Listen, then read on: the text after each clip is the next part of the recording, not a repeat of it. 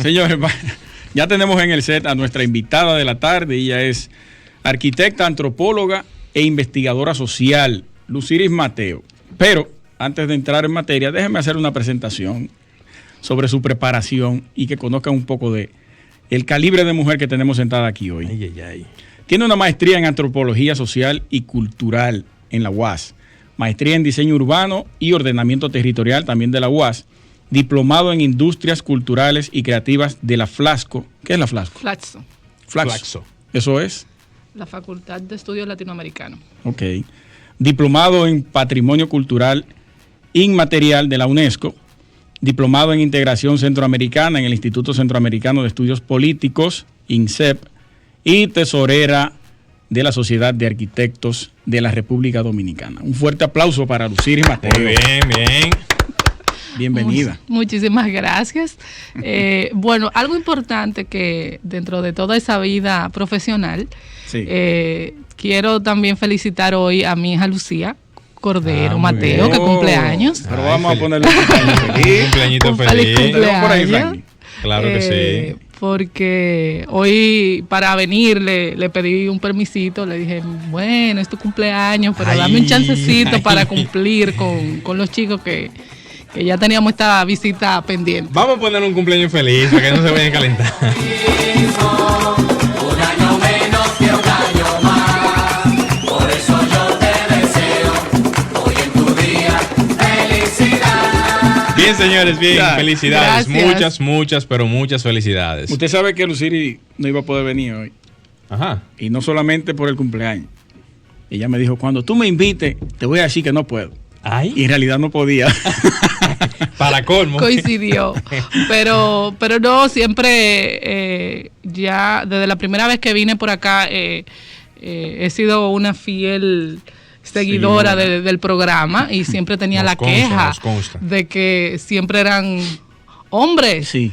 Arquitectos, ingenieros, yo se lo decía a Glinier, y yo decía, pero yo voy a dejar de ver, yo voy a dejar de seguir este programa porque a mí hay demasiadas arquitectas talentosas, sí, nos consta. y que es bueno que el espacio, ya que es el primer programa y hasta ahora el único programa radial de arquitectura, es importante que se visibilice y ya yo vine hoy, pero yo espero que me sigan invitando. Así será, claro que sí. Tus aportes son significativos. Gracias. Vamos a iniciar con primero, para que la gente entienda y ponerlo en contexto, ¿qué es la antropología en arquitectura? ¿Con qué se come eso? Bueno, cuando uno entra a estudiar arquitectura, casi la mayoría de personas que creo tenemos ese mismo sentimiento cuando nos ilusiona ver esos edificios, ver esas megas construcciones. Y cuando uno empieza a estudiar arquitectura, tú te das cuenta de que no es solamente esas megas construcciones y esos megas edificios, que son también muy pocos en el mundo. Sí, Frangueri, que nos ponen a estudiar. Que la arquitectura realmente es esa casa donde tú vives, ese apartamento, es el barrio. La arquitectura es la sociedad misma. Entonces, mi inclinación siempre fue por el urbanismo, de ver cómo nosotros como diseñadores vamos transformando y cambiando la forma de vida de la gente. Cada vez que uno reduce espacios o hace espacios más amplios, el comportamiento de quien va a habitar ese espacio va a cambiar automáticamente. Eso es correcto. Entonces, dentro de esas reflexiones, me vi muy inclinada a estudiar antropología. Antropología es una ciencia es la ciencia que estudia los seres humanos desde la cultura, o sea, desde sus orígenes. Okay. Y entonces yo decía, es que cada vez que tú transformas un espacio, cada vez que tú diseñas, es una responsabilidad, porque tú, en esa misma medida, tú vas cambiando la cultura de la gente. Sí. Hay un dicho que dice un relato de alguien que partía el pollo y decía, pero ¿por qué tú partes el pollo de esa manera? Y entonces ella dijo, no sé, yo lo hago porque mi abuela lo hacía, mi mamá lo hacía y así yo lo aprendí. Todas esas transformaciones es cultura, porque te lo está pasando de una generación a otra. Resulta que la abuela lo hacía porque el sartén era pequeño, no le cabía el pollo completo, Anda y entonces tenía que partirlo. Entonces, No era por nada específico, sino por un asunto de condición del sartén. exactamente, o sea, Mierda. que eran las condiciones del diseño del sartén que Ay, ella Dios tenía en ese mío. momento, que fue dando esa costumbre familiar, Sí. por decirlo así. Entonces, eso pasa con muchísimos de los espacios. O sea, Podríamos decir, no sé si te interrumpo, Luis, pero podríamos decir que yo siempre he dicho aquí que la sala siempre ha sido la entrada característica de todas las viviendas. Lo podemos ver en esas casas campestres, donde la principal entrada de la vivienda te topas de una vez con la sala. Casi siempre así en todo, pero Galería Sala. galería sala. Sí. Pero me doy cuenta de que eso es parte de la cultura del dominicano y de la gran cantidad, por ejemplo, El diseño de la época. países. Porque todavía se sigue manejando el tema de la entrada a las viviendas. Sí, hay en algunos espacios donde no se entra de una vez a la sala, sino a un recibidor o un área Y social. Los algo así. resorts, tú entras Sí. por el baño. Exacto, por el baño. y- Bueno, por eso es pero una últimamente hay edificios de apartamentos que lo están haciendo así, estilo resort. Sí. tipo que- resort. Que tú entras a la Una casa y lo locura. primero que tú encuentras es La el puerta del baño.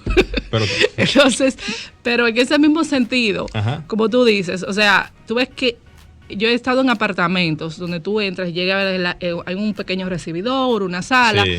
y al fondo tú tienes que pasar a la cocina para llegar a un balconcito pequeño, pero o sea, no sé, como todo te lleva hacia allá. Te redirecciona inconscientemente. Totalmente. Sí. un paseo por la casa. Un Ikea- Rápido un y Ikea cualquiera, automático. baila- Rápido y automático. O sea, Pero eso- tengo un amigo que decía, mira, yo tengo un problema en mi casa. Yo tenía un problema en mi casa que era que todo el mundo como que se iba directo a la habitación. Llegaba y iba directo a la habitación. Y y él le comentó eso a un arquitecto Sin amigo. señalización en el piso. Entonces, el amigo le dijo, mira, vamos a colocar un mueble. Vamos a poner el mueble así, en vez de como tú lo tienes, vamos a ponerlo así. Y dice, eso me solucionó el problema. O sea, y Frenó decía, la gente de una vez. cómo esa visión de un arquitecto en un espacio, o sea, Interesante. transforma totalmente Esos el tigres son brillantes, los comportamiento. arquitectos. Sí, son son duros. duros. Son duros. Mira, decía Winston Churchill, nosotros creamos edificios y los edificios nos moldean a nosotros. Totalmente. Sí. Miren, a propósito de eso, dice la arquitecta Adis Osuna, que nos escribe por Instagram. que Saludos en- para la presidenta de la Sociedad de Arquitectos de la República Dominicana. Saludos para la Adis Osuna. Así es. Gracias por Que- la sintonía. Que en parte de Europa se entra por las habitaciones. O sea, en algunas zonas de Europa, tú entras a la vivienda o a los apartamentos por las habitaciones. O sea, Carajo. no por las habitaciones en sí quizás, pero quizás a lo mejor por una puerta, por parte de la entrada de la habitación, porque yo sé que los conceptos son diferentes. De que tú entras, abres la puerta y chocas con la mesita de noche. Más o menos. Sí, pero también en esos países las personas no son muy dadas a recibir visitas.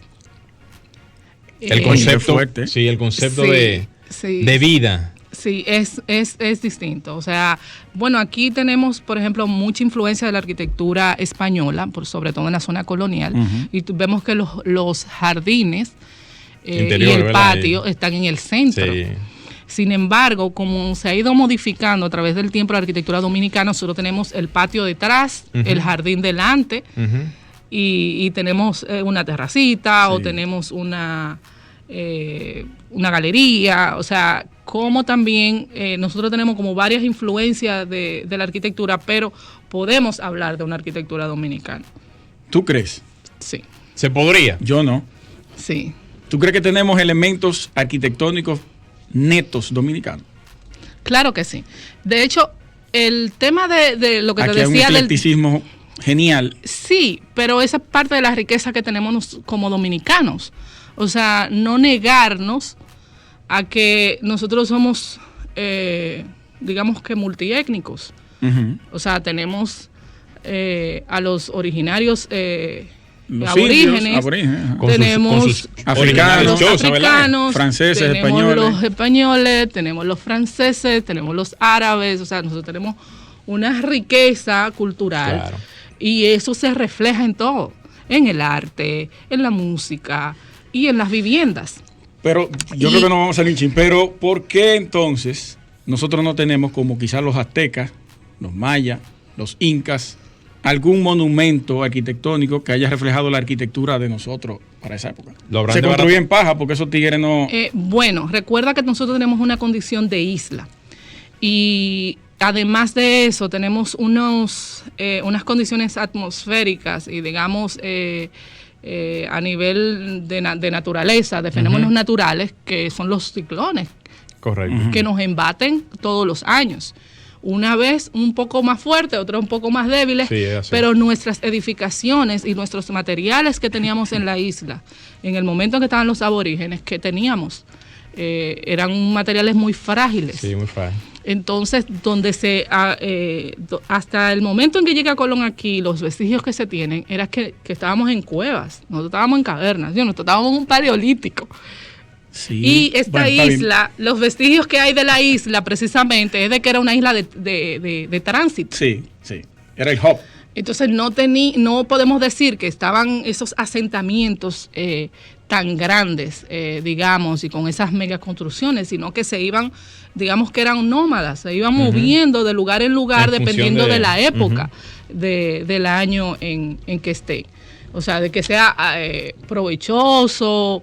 Porque si tú ves como toda la zona de La Caleta, si tú te metes para Puerto Plata, en esa zona de...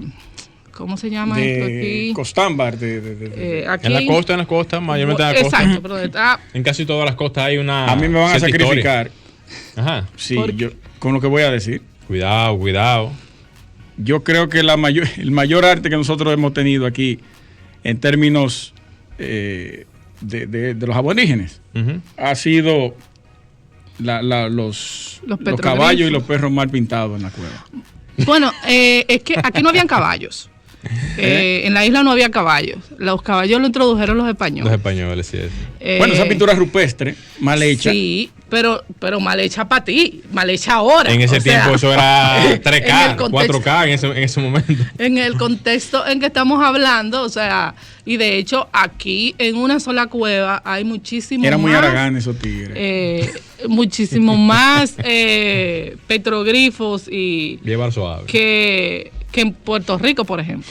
O sea, en una sola de aquí. Señores, con esa explicación, vamos a hacer una pequeña pausa para que no salga una pregunta aquí en la cabina. Y retornamos. Hacer justicia a que aquí, con todo y eso de que teníamos pocas,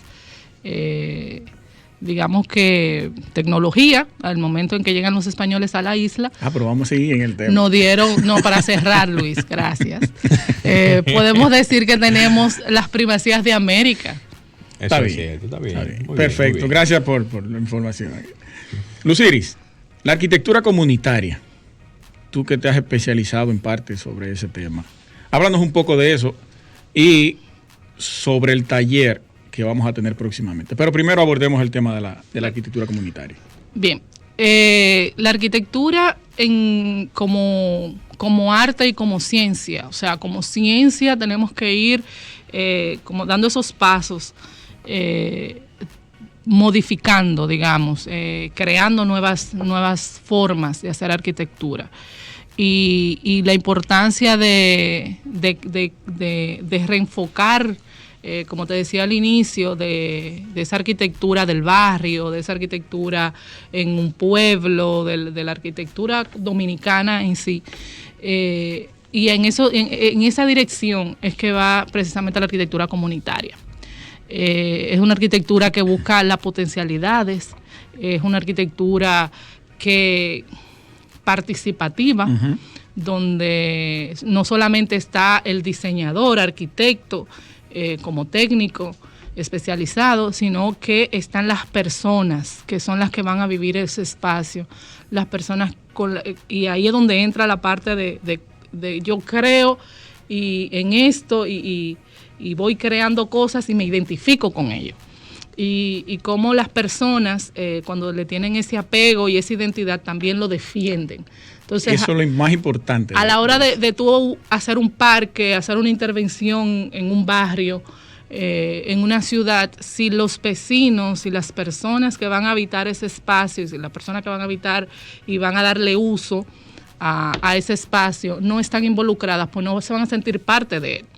Entonces, la arquitectura comunitaria precisamente viene a llenar ese vacío que existía entre quien diseña desde su mesa, su estudio de arquitectura y donde se va a hacer, que es la comunidad. Con un habano ahí, un trago para inspirarse. Totalmente. Yo digo siempre a veces que las personas a veces, bueno, no a veces, en ocasiones, no se dejan llevar o no se dejan guiar porque existen personas también que son testarudos y son un poquito fuertes a la hora de ver cambios. Y más cuando tú vas a zonas donde la gente entiende que la resistencia al cambio de que, no, mira, vamos a arreglar esto por conveniencia para ustedes. O sea, ¿no existe también ese tipo de resistencia también entre las personas que habitan en ese tipo de espacios? Exacto. La arquitectura comunitaria viene precisamente a romper esa barrera entre el que diseña y el usuario. Y estudia precisamente esos puntos, dónde estamos de acuerdo, por qué me negaría, eso no me cuadra, pero cuando viene a ver, la persona simplemente dice, mire, es aquí, yo te voy a poner un ejemplo, Boca Chica. Ajá. En Boca Chica han sucedido muchísimos accidentes de tránsito, hace varios años que tienen esa problemática, porque las paradas de autobuses se oponían a que se construyera un puente peatonal. Quien lo planificó, Obras Públicas, lo planificó más cerca de una parada que de otra.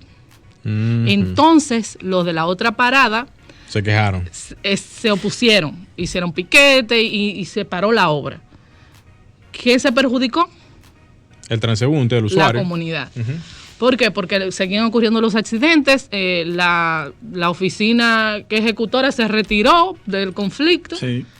No hubo, por más que se trató y se medió y se hicieron vigilias y todo eso, todavía está la hora que ahí no hay un puente peatonal. Ellos seguro entendieron, lo van a hacer más cerca de allá porque ahí cruzan y caen entonces a esa ya parada. todo el mundo va a llegar ahí y va a beneficiar a esa parada. Entonces, tú dices un tema tan simple y al mismo tiempo tan complejo, atentando contra la vida de las personas. O sea, que se fuñan la gente y no salvaguardar. En el tema de la arquitectura comunitaria, pudiéramos meter ahí, en ese grupo, los proyectos de Invivienda, El Pensador, La Barquita, ¿qué otra cosa? Ciudad Juan Bosch. Sí, de hecho, te voy a dar... Esas caben ahí. Totalmente. Ciudad Juan Bosch, por ejemplo, el Banco Interamericano, me parece, y bueno, sí, ese mismo. Sí, tuvieron una intervención luego de que se planificara y se interviniera.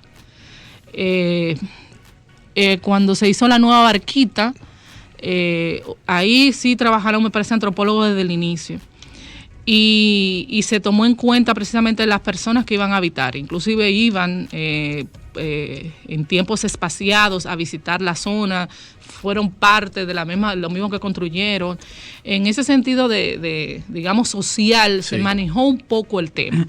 Pero aún así, en una de las entrevistas que se le hacían a uno de los comunitarios, porque se han hecho ya varios estudios de cómo las personas se han ido adaptando al proceso, decía un señor que él bajaba todos los días a la vieja Barquita, porque la nostalgia y el apego que tenía al lugar todavía. Y entonces muchísima gente también así iban porque sus lugares de trabajo estaban cerca. O sea, que cuando tú trasladas a una persona de una zona que era muy necesaria porque estaban en zona de riesgo, era una zona muy vulnerable, bueno, pues son como esas cositas, pero siempre van a haber personas que se van a sentir todavía arraigadas a su viejo hábitat. Además que en la nueva Barquita, la gente vivía en casas, aquí son apartamentos, además de que había una serie de restricciones que tenían, de cosas que se podían hacer, de cosas que no se podían hacer, cosas que en su casa la gente, digamos que era libre de hacerlo todo. Te está voceando y... Ahí tienen que encasillarse a una regla del edificio. Exacto. Son unas nuevas reglas de convivencia, o sea que todavía van a pasar años a que las personas se sientan cómodas y a gusto en ese nuevo espacio. Pero lo ideal de una ciudad es que se planifique antes y que se planifique y se hagan sondeos y que se hagan ese tipo de intercambio, de convivencia con la comunidad, que ya a la hora del traslado las personas estén totalmente conscientes hacia dónde van, incluso lo estén deseando. Eso es así, eso es así. 30 segundos, el taller de arquitectura comunitaria, porque ya nos vamos. Invitar a las personas que entren a la página de la Sociedad de Arquitectos de la República Dominicana, donde estaremos este miércoles iniciando un taller precisamente de arquitectura comunitaria. Muy interesante. Tendremos una parte práctica y una parte teórica. Y es Sociedad de Arquitectos, SARC.org.do. ¿Tiene algún costo o cuando entren ahí pueden ver todos los requisitos? Sí, ahí pueden escribir al correo electrónico y ahí va a tener todas las informaciones, el formulario de inscripción y estamos a la orden 24/7. ¿Y el taller va a ser dónde? Va a ser virtual, la parte teórica y la parte práctica va a ser en Boca Chica. ¿Ya escucharon, señores? Ya lo saben. Pasen a anotarse por la página de la Sociedad de Arquitectos de la República Dominicana. Ya llegamos a la parte final, Morel. Así es, señores. Sí, muchas gracias, Luciris, por compartir con nosotros. Gracias por la invitación. Quiero más tiempo con ustedes. Y no puedo pelear. No, me encanta. No, son buenos los temas, son buenos. Sí, señores, gracias por su sintonía a esta hora del domingo. Gracias por dedicarnos este tiempo. Mi compañero Gleiner Morel, un servidor Luis Tavera, se encontrarán con ustedes la próxima semana y Franklin Tiburcio en los controles como siempre. Hasta pronto.